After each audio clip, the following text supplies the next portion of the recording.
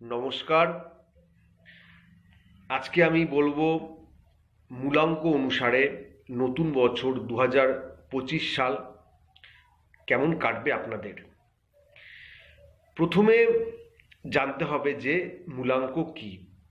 মূলাঙ্ক হচ্ছে যেই তারিখে জন্ম নিয়েছেন, সেটা যে কোনো মাসের হতে পারে, অর্থাৎ যে কোনো মাসের যেই তারিখে যে জন্মগ্রহণ করেছেন সেই তারিখটি বা সেই সংখ্যাটি হচ্ছে তার মূলাঙ্ক।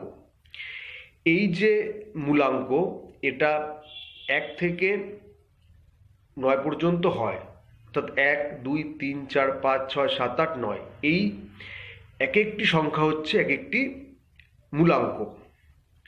যারা 1 তারিখে জন্মিয়েছেন তাদের মূলাঙ্ক হলো 1, যারা 2 তারিখে জন্মিয়েছেন তাদের মূলাঙ্ক হলো 2।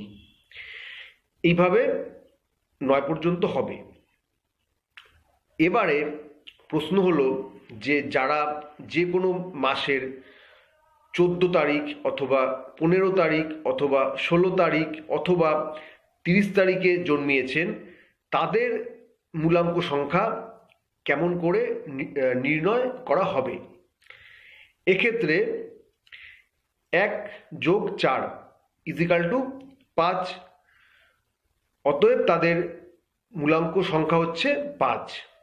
যাদের 15 তারিখে জন্ম, 1 যোগ 5 = 6, অর্থাৎ তার মূলাঙ্ক সংখ্যা হলো 6। যাদের 16 তারিখে জন্ম, 1 যোগ 6 = 7, অর্থাৎ তার মূলাঙ্ক সংখ্যা হলো 7। যাদের জন্ম 30 তারিখে, 3 যোগ 0 = 3, অর্থাৎ তাদের মূলাঙ্ক সংখ্যা হলো 3। 9 মূলাঙ্কের জাতক জাতিকাদের জন্য নতুন বছর কেমন কাটবে, আপনাদেরই বছর এটি, আপনাদের গ্রহের বছর এটি। 9 মূলাঙ্ক মঙ্গলদেবের সংখ্যা। 9 মূলাঙ্কে জন্মগ্রহণকারী জাতক জাতিকা ছাড়াও মেষ রাশি, মেষ লগ্ন, বৃশ্চিক রাশি, বৃশ্চিক লগ্নের জাতক জাতিকাদেরও এই বছর ভালোই যাবে। কর্মজীবনের ক্ষেত্রে বলতে গেলে চাকরি হোক, ব্যবসা হোক, বা আপনারা যে যেখানে কর্মরত রয়েছেন, কর্ম আপনাদের ভালোই হবে, কর্মে বৃদ্ধি হবে, উন্নতি হবে, প্রমোশনের সম্ভাবনা আছে এই বছর। আর্থিক ক্ষেত্র আপনাদের জন্য এই বছর ভালোই থাকবে। জীবনের যে কোনো ক্ষেত্রেই আপনাদের এই বছর সাফল্য আসবে, যদি আপনাদের ব্যক্তিগত জন্মছকে মঙ্গলের অবস্থানে কোনো রকম সমস্যা না থাকে, তাহলে আপনাদের এই বছর ভালোই যাবে। আপনাদের পরিবার, বন্ধুবান্ধবের সঙ্গেও সম্পর্ক খুব ভালো থাকবে। মানসিক আনন্দ, তৃপ্তি এগুলো আপনারা এই বছর উপভোগ করবেন। আপনাদের বছর এটি, তাই আপনাদের এই বছর সব দিক থেকে ভালোই যাবে। আপনাদের অনেক ইচ্ছাও এই বছর পূরণ হয়ে যাওয়ার সম্ভাবনা রয়েছে। বিগত দিনে আপনাদের যে ইচ্ছাগুলো পূরণ হয়নি, এই বছর সেই ইচ্ছা কিন্তু আপনাদের পূরণ হয়ে যাওয়ার একটা সম্ভাবনা রয়েছে। তবে আপনাদেরকে যেটা করতে হবে, নিজেদের রাগকে নিয়ন্ত্রণ করুন। রাগের থেকে অনেক বড় সমস্যার সম্মুখীন হওয়ারও সম্ভাবনা একটা কিন্তু আছে, তাই নিজের রাগকে নিয়ন্ত্রণ করুন। প্রেম ভালোবাসার ক্ষেত্রে আপনাদের এই বছর ভালোই যাবে। প্রেম সম্পর্কে মধুরতা থাকবে, নতুন প্রেমের যোগ আছে। যারা প্রেম করে বিয়ে করতে চান বা দেখে শুনে বিয়ে করতে চান, বিয়ের একটা যোগ আছে। সব থেকে যেটা বড় বিষয় প্রেম জীবনের ক্ষেত্রে, সেটা হলো কি, যাদের প্রেম বিগত দিনে ভেঙে গেছিল, সেই ভেঙে যাওয়া প্রেম কিন্তু এই বছর আবার জোড়া লাগার সম্ভাবনা আছে।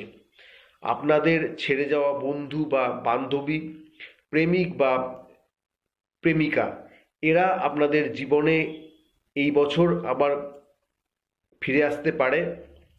সম্পর্ক আবার জোড়া লেগে যাওয়ার সম্ভাবনা রয়েছে। এক কথায় বলতে গেলে প্রেম জীবন আপনাদের এই বছর ভালোই যাবে। বিবাহিত জীবন আপনাদের জন্য এই বছর ভালো যাবে। শরীর স্বাস্থ্যর দিক থেকে বলতে গেলে তেমন কোনো বড় সমস্যা না হলেও রক্তচাপ বা টেনশন জনিত সমস্যায় ভোগান্তি হওয়ার সম্ভাবনা রয়েছে। যতটা সম্ভব মানসিক চাপ মুক্ত হয়ে থাকার চেষ্টা করুন। দুর্ঘটনা ঘটতে পারে, তো সেদিকটাকেও সতর্কতা অবলম্বন করা আপনাদের জন্য প্রয়োজন। আচ্ছা, আপনারা কি করবেন? আপনারা যেটা করবেন সেটা হচ্ছে সকালবেলা ঘুম থেকে উঠে প্রথমে মাটিতে বা মেঝেতে পা দেওয়ার আগে মাটি ছুঁয়ে প্রণাম করুন। তারপরেই বিছানা ছেড়ে মাটিতে পা রাখুন। দ্বিতীয়ত, মঙ্গলবার লাল রঙের পোশাক পরার চেষ্টা করুন। আর ভগবান শ্রী বজরংবলীর পুজো করুন। আপনারা মঙ্গলের যে প্রণাম মন্ত্র রয়েছে, ওম ধরণী গর্ভ সম্ভূতং বিদ্যুৎ পুঞ্জ সমপ্রভম কুমারং শক্তি হস্তাঞ্চ লোহিতাঙ্গং নমাম্যহম, এই যে প্রণাম মন্ত্র, এই প্রণাম মন্ত্র দ্বারা রোজ মঙ্গলদেবকে নমস্কার করুন।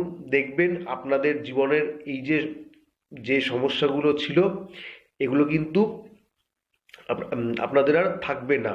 তার সাথে এই মঙ্গলের বছরে মঙ্গলদেবের যে কৃপা সেটাও আপনারা এই বছর পেয়ে যাবেন।